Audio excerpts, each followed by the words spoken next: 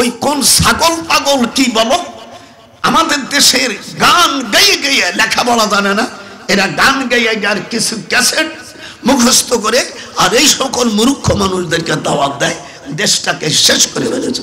সাধারণ মানুষ কিছু লোক, এদের জ্ঞান কানুন কিচ্ছু নাই, এই নবীদের বিরুদ্ধে একটা কথা বলে, যারা নবীদের বিরুদ্ধে শিকায়েত গায় আর সাহাবাদেরকে যারা গালি দেয়, এদের পিছনে নামাজ পড়া মাকরু তাহরিমা। আমি 1992 সালে আমি মদিনা ইউনিভার্সিটিতে প্রফেসর ছিলাম। তখন রফসানজানি সাহেব, হাশেমি সাহেব তেহরান থেকে যায়, যাওয়ার পরে আমাদের ডিউটি দিল যে আপনারা দেখেন আব্দুর রহমান হুজাইফি যার মেয়েকে আরব সৌদি বাদশা বিবাহ করেছিল, এরপরে কি কারণে যাই হোক ডিভোর্স হয়ে যায়।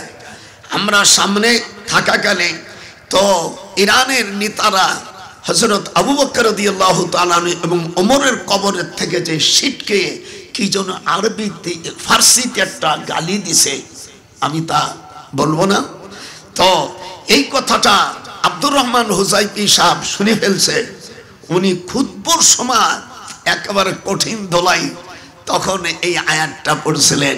এটা কোরআন শরীফের মধ্যে আল্লাহ রাব্বুল আলামিন, আপনারা কোরআন শরীফ খুলে দেখতে পারবেন। বিসমিল্লাহির রহমানির রহিম। ইয়াওমা লা ইউখজিল্লাহুন নাবিয়্যা ওয়াল্লাযীনা আমানু মাআহু।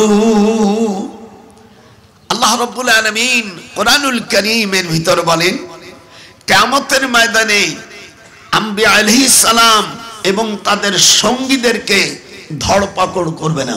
হাত উঠান। তারা যদি জীবনে পূর্বে কিছু করে থাকে তাদেরকে আল্লাহ তাআলা মাফ করে দিয়েছে। অন্য আয়াতে ব্যাখ্যা এসেছে, আমিনু কামা আমানান নাস, তোমরা ঈমান আনো ওই রকম যারা নবীজির সাহাবী তাদের মতন।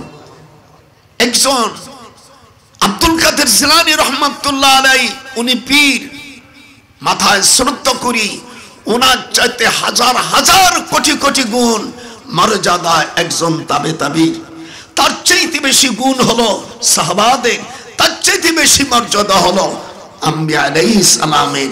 সাধারণ মানুষ কিছু লোক, এদের জ্ঞান কানুন কিচ্ছু নাই, এই নবীদের বিরুদ্ধে একটা কথা বলে, যারা নবীদের বিরুদ্ধে শিকায়েত গায় আর সাহাবাদেরকে যারা গালি দেয়, এদের পিছনে নামাজ পড়া মাকরু তাহরিমা।